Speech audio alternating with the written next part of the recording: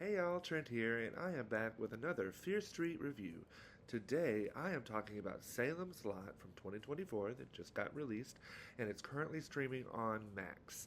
I'm going to try to stay away from any spoilers, but sometimes they happen, and I don't want anyone to be spoiled. So if you want to watch the film and come back for the review, I totally understand. I'll still be here, I'll still be fierce, and yeah, and all that. So let's get into this.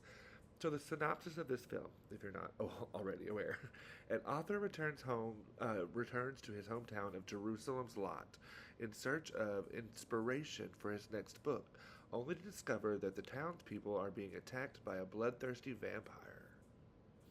It's a good Halloween premise, right? uh, start out with the positive. I think this is the best adaptation of the three adaptations we have of Salem's Lot.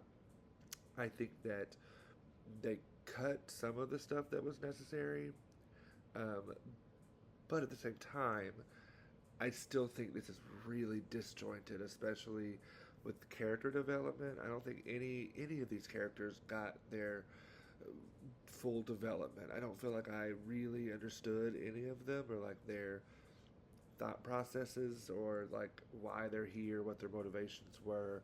Um, I I kind of wonder what would happen if the people who made this film were able to make it into like a limited series or a mini series. Um, I think it might lend itself a little better to that. Because, like I said, I think they executed what they executed well. I just think that it's a lot to pack into a movie that's already nearly 2 hours long. Um, I just there's a lot of missing parts here that I wish we could have seen, um, but I don't. To be fair, I have not read the book, so I don't have that knowledge to go off of when referencing any of these adaptations. I have seen all three of these adaptations at this point, and as I said, this is the best of the three that we have. Again, characters needed more development, they needed more refinement, they needed more depth, more interesting stuff happening. It just was very one noted a lot of times, and then sometimes I was confused with like why they were doing certain things, or and like some of them were just completely flat. I will say I think that the problem with these characters is in the writing, not the acting. I think these actors did the best that they could with what they were given. I just don't think they were given much because I think a lot of it was left on the cutting room floor when adapting this story into a film script. I do want to shout out two actors that I do think gave really good performances of what they were given. But Alfred Woodard, who played Dr. Cody, Alfred always gives a fantastic performance. Always, always, always.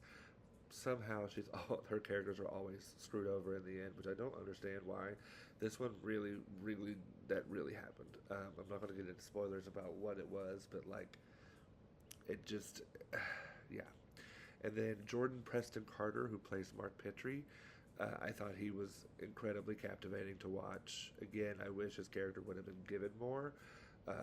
He added some interesting comedic timing and some interesting layers to it that I think with a better script he would have been even better.